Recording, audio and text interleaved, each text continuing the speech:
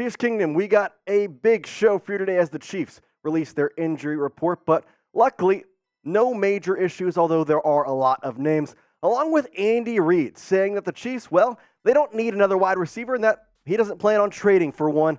And then the final story today, Travis Kelce talked about Taylor Swift's coverage, and spoiler alert, he didn't have a lot of nice things to say about the NFL.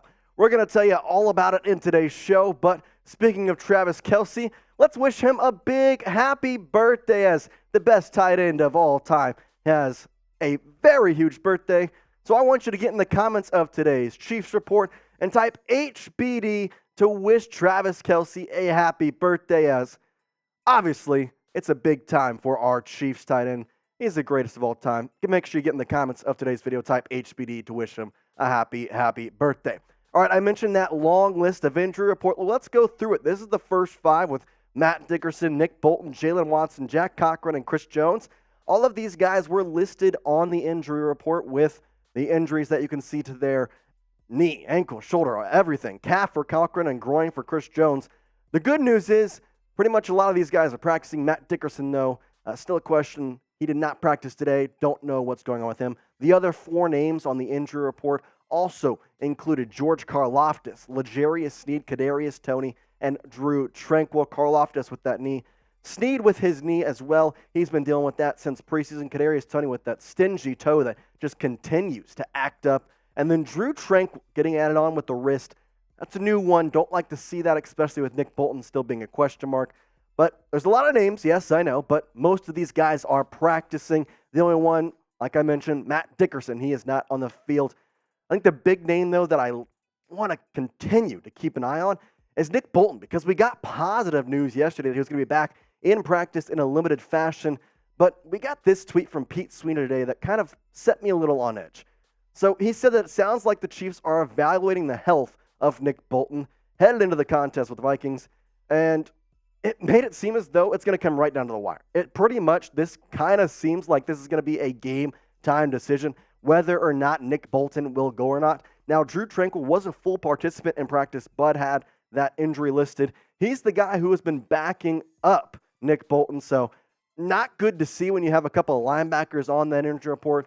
Luckily, this is not out of the normal at this point in the season. You're going to see a lot of guys with just minor injuries that are just going to be on there just as kind of precautionary things, letting the media know. But overall, hopefully, you get Nick Bolton back this Sunday. Sounds like it's going to be a game-time decision. If not, Drew Tranquill will be that guy, and hopefully he's okay with that wrist injury that was recently added. All right, Chiefs Kingdom, well, there is a scientific fact that if you subscribe to the Chiefs report, the Kansas City Chiefs are going to get more dubs in 2023. Hit that sub button, sub for Chiefs dubs, as we're pushing out content every single day of the week, every single day of the year. You're never going to miss out on Chiefs news if you're subscribed. And if you want to go that extra mile, well, press that little notification button. Make sure you get alerted for every single video we post. All right, before we continue on in today's show, I got to tell you about Game Time. Now, Game Time is the only place you need to go for tickets, as it's the one-stop shop. You're going to be able to get last-minute deals. You're going to be able to get views of your seats, along with a lot of cool features that you're not going to see anywhere else. Now, Game Time is my ticket app of choice, as it makes it where you're not going to have to be frustrated when buying tickets. And with killer last-minute deals, you're going to get views from your seat, like I mentioned, plus their best price guarantee is going to take the guesswork out of buying tickets. Some of the cool things about this app that I mentioned is that 360 view. I've said it again, it's really incredible. I don't see another app out there with it. You basically get to see exactly what your seat is going to look like. You're not going to get that anywhere else. You know exactly what you're paying for. And the best thing of all, we have a code for Chiefs report watchers, as if you use Chiefs Chat on your first purchase, you are going to get $20 off. Take the guesswork out of buying tickets with Game Time. Download the Game Time app. Create an account and use code ChiefsChat for $20 off your first purchase. Terms apply. Again, create an account and redeem code CHIEFSCHAT for $20 off your first purchase. Again, Chiefs Chat. Download Game Time today for last-minute tickets at the lowest price guarantee. Okay, I mentioned Andy Reid talked about the wide receiver room, and he made it pretty clear that basically his response to a lot of the questions were about wide receivers, and his response to basically saying, hey, we think that the Chiefs need more wide receivers, he said, no, we're fine.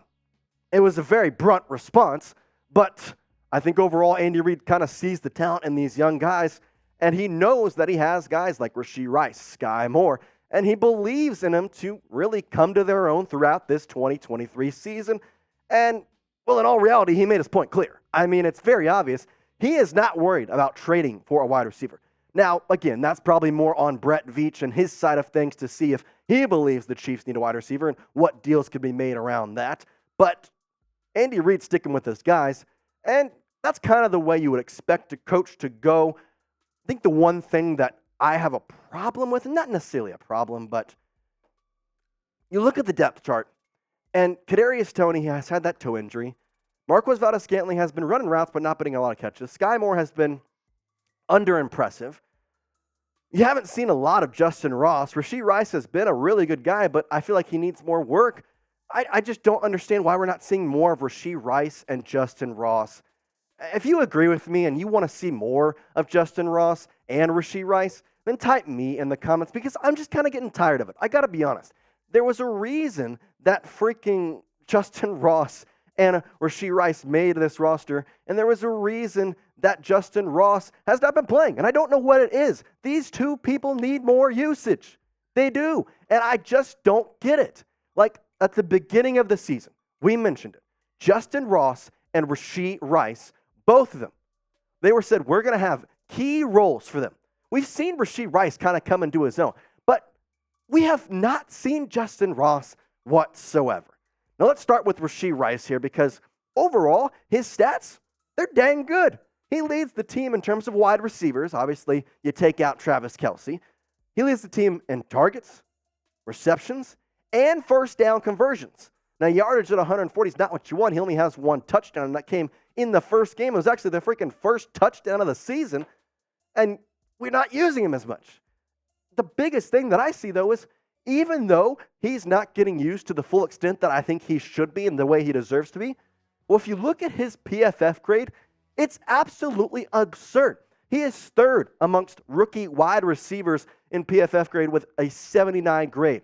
The top guy is Puka Nacua, but golly, you have a guy who is third amongst rookie wide receivers. I believe he's 13th overall in the entire NFL, and yet he's getting, 50% of the snap count? I know he has some drop issues, and I know that's something that you got to be worried of, and I think it shows with Patrick Mahomes. He's sometimes concerned to throw him, especially in the Jets game. There was a clear slant route. He ran, popped him in the hands, and he dropped it, and after that, you could tell Patrick Mahomes was a little bit afraid to throw to Rashee Rice. I just think he deserves extra chances, and he's just not getting them. Now, moving over to Justyn Ross, where the heck has he been? Where is he? Where is he, Andy Reid? Because this is the one kind of disgruntlement I have with Andy Reid over this season.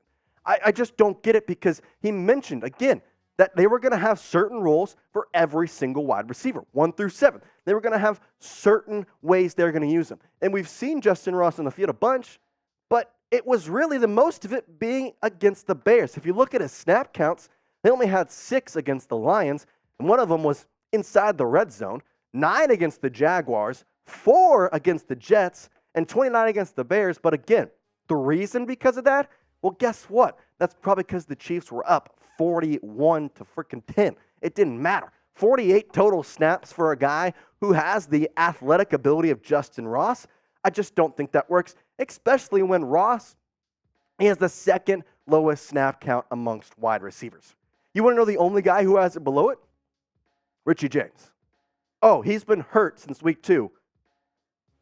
I'm just a little confused because Justyn Ross deserves to give a chance. I mean, we saw in the preseason, he looked so good. He has all the athletic intangibles. I know he's maybe not the greatest route runner, but man, throw up some 50-50 balls for the kid and let him go up and get it. I hope his role develops over the year, but as of right now, I just haven't seen it. And I think that's the one thing where I think if Ross could get going, man, this team could really, really take off. All right, before we continue into our next story, you know what it is. I want you to help me out here. You see, if you're tired of the Taylor Swift coverage by the NFL, then like the video to let me know, because I think a lot of people are getting upset about it. I think at this point hey, it's not about the game anymore. You're making this all about Taylor Swift. I want you to like the video of you are tired of the NFL basically just giving everything to Taylor Swift, changing their Twitter header bio, everything. For better or for worse, let me know by liking the video today. Now that goes into this story where the NFL defended their Swift coverage, as they basically said over the past 2 weeks that we are going to talk about this whether you like it or not. And they changed their dang Twitter profile header. They changed their Instagram bio to the Chiefs are 2-0 as Swifties, which I get it. We're all Chiefs people around here. We're a part of Chiefs Kingdom. We like that they're 2-0. We like that they're including the Chiefs in their bio. But I don't like that it's taking away from the game in some ways. Here's what the NFL had to say about it. Quote, "We frequently change our bios and profile imagery based on what's happening in and around our game, as well as culturally. The vast majority of our content has remained focused on the games, our players, and a variety of other initiatives." They go on to say more about the international series and every other initiative they've talked about. But the big thing is there hasn't been ads and all that stuff. But come on. Don't lie. Don't lie. We know it's not about Taylor Swift. It's about money and viewership, and the views are up. I get it. The views are so up. You're getting more viewer watchers from teenage girls. A lot of people are watching the Chiefs just because of Taylor Swift, and I appreciate it because it's making more Chiefs fans. But at the same time, if you come out and say that, that just kind of doubles down, basically saying that, oh, we do this for everybody, when it's very clear there has never been a scenario like this in the history of the NFL. I can't think back to the last time the NFL was so focused on one person that wasn't even a football player that they changed their Twitter header and their Instagram bio to reflect it. It kind of didn't make sense to me.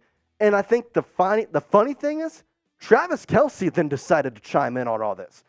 Now, obviously, he's connected with Taylor Swift. He's the reason that she's at the games, and I'm happy for Trav. If he's happy, he's playing well, he's enjoying his time with Taylor, that's great. I think they're a great couple if that's what they are. We don't really know. But I think it's funny when he knows something is up. He said this yesterday on his New Heights podcast with his brother Jason Kelce. Quote, "I think it's fun when they show who was at the game. I think it brings a little bit more to the atmosphere, brings a little bit more to what you're watching. But at the same time, I think they're overdoing it a little bit for sure. Especially in my situation, I think they're just trying to have fun with it," end quote. Even Kelce knows you're overdoing it. Come on. Like, one of your players, the guy who is literally dating, quote unquote, I don't know, but they are together in some sort of fashion. He knows they're overdoing it. It baffles me. It baffles me, and I understand. It brings money. It brings views. It's bringing Chiefs fans. And listen, I'm not going to lie. I do like Taylor Swift, but I don't really want to see her at every football game. I don't want to be watching football and it be a Taylor Swift concert. It's how it goes. Overall, it just is kind of an interesting topic to talk about. Again, if you're tired of a coverage, then just like the video to let me know. Then that'll tell me right away who is tired of this and who wants more. So again, if you're tired of it, like the video. Boy, oh boy. Make sure you're subscribed. We're going to be having Chiefs content this weekend before the game, as we're going to be talking probably a couple trade rumors over this next couple days, and along with our watch party this Sunday as the Chiefs take on the Vikings. If you missed it, we did a preview about that a couple days ago. Go back and watch that. We're going to tell you all you need to watch for this Sunday's game, but make sure you're subscribed. And again, turn on those notifications. You're going to get alerted every time I post a video. Along with, when we go live on Sunday, you're going to get a 30-minute alert basically saying, hey, the Chiefs Sport is about to go live, along with an alert when we go live, as we want you and all of Chiefs Kingdom to be a part of our watch party this Sunday. But for now, that's all we got for you today. Peace out, Chiefs.